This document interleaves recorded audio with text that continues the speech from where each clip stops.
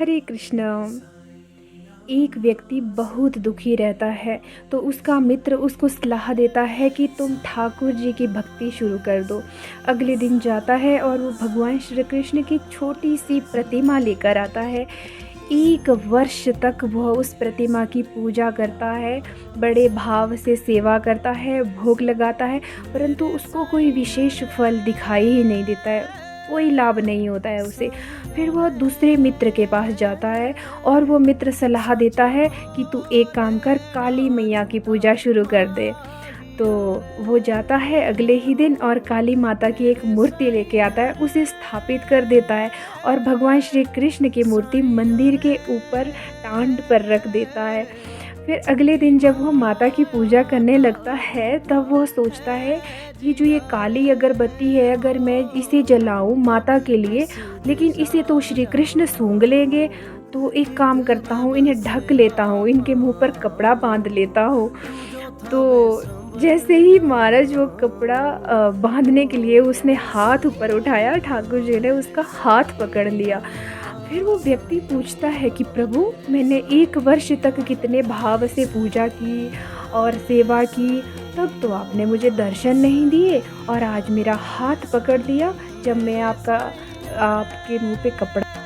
जब वह व्यक्ति पूछता है कि आज तक, जब तक मैंने सेवा करी, 1 वर्ष तक जब नित्य प्रति आपकी भक्ति करी, तब तो आप मुझे दर्शन देने नहीं आए प्रभु, आज आप कैसे प्रकट हो गए?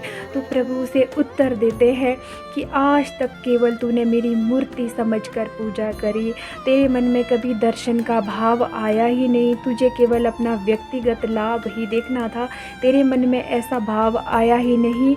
आज तेरे मन में जब ये भावना उत्पन्न हुई कि श्री कृष्ण सांस ले रहा है, तो मुझे तो यहाँ पे प्रकट होना ही था। तो इससे यही शिक्षा मिलती है कि जब भी हम पूजा पाठ करते हैं तो हमें भगवान पर अटूट विश्वास होना चाहिए। जब पूजा करते हैं तो उन्हें मूर्ति समझकर नहीं, बल्कि ठाकुर जी समझकर आप प्रत्यक्ष रूप में अगर मान कर पूजा करते हैं, तो मेरा अनुभव तो यही है कि भगवान, मेरा मानना तो ये है कि जब तक हम भगवान को केवल एक मूर्ति समझेंगे, वो तब तक एक पाषाण मूर्ति ही है।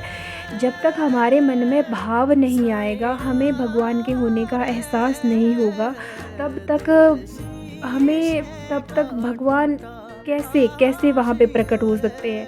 जिस दिन हमें एहसास होगा कि भगवान है, तो भगवान वहीं होते हैं।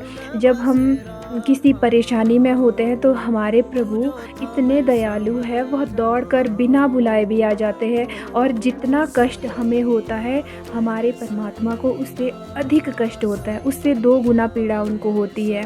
तो हमारे परमात्मा बहुत दयालु है, उन्हें मूर्ति समझकर नहीं, बल्कि उन्हें प्रभु को प्रभु समझकर मानिए, पूजा करिए, उन पर विश्वास करिए, और जिस दिन आपका भाव उन्हें दिख जाएगा, उस दिन वो रोग